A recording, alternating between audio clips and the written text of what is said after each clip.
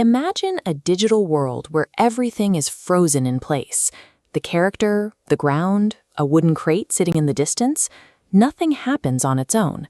For that crate to budge even a single pixel, something else has to make it happen. You have to walk up to it and push it away from you, or grab onto it and pull it toward you. Scientists have very specific words for this.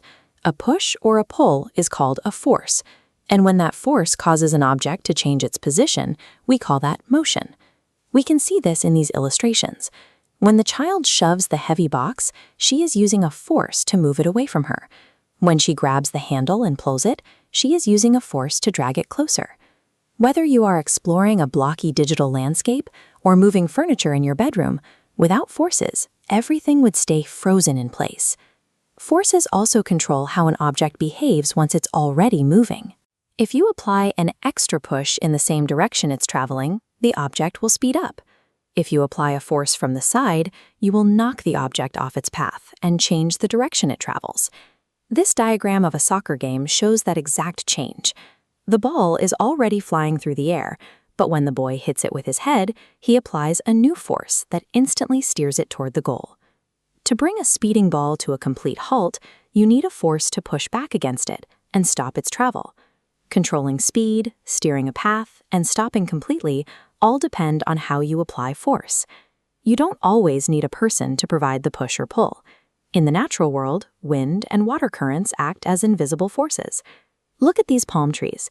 Even though we can't see the air, we can see the effects of the strong wind pushing against the trees and bending the trunks backward.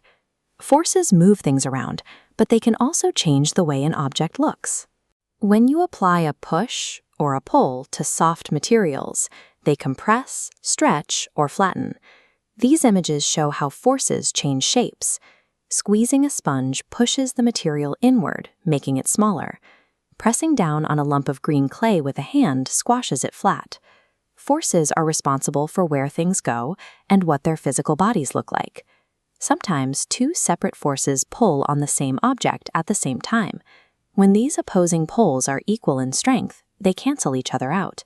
These are called balanced forces, and they result in zero movement. In this top diagram, both teams are pulling on the rope with the same amount of effort. Because the forces are balanced, the red ribbon in the center stays perfectly still. When one side pulls harder, the forces become unbalanced. The object moves toward the stronger pull. Now look at the bottom diagram. One team pulls with more strength, creating an unbalanced force that drags the other team across the line. If you pull on a heavy object and it doesn't move, it's because a hidden force, like the grip of the floor, is balancing your pull. Engineers use this science to design gear that protects us from heavy impacts. Certain materials are designed to bend and squash to protect our bodies. By changing their shape under a sudden heavy push, they prevent that force from hitting us directly. This goo acts as a cushion. These arrows show how its ability to squash and change shape is used to protect us inside helmets, phone covers, and knee pads. Every physical action comes down to pushes and pulls. As this chart shows, those forces allow us to change an object's shape, its speed, or its direction. When you understand how these pushes and pulls work, you have the knowledge to build, protect, and invent things in the physical world.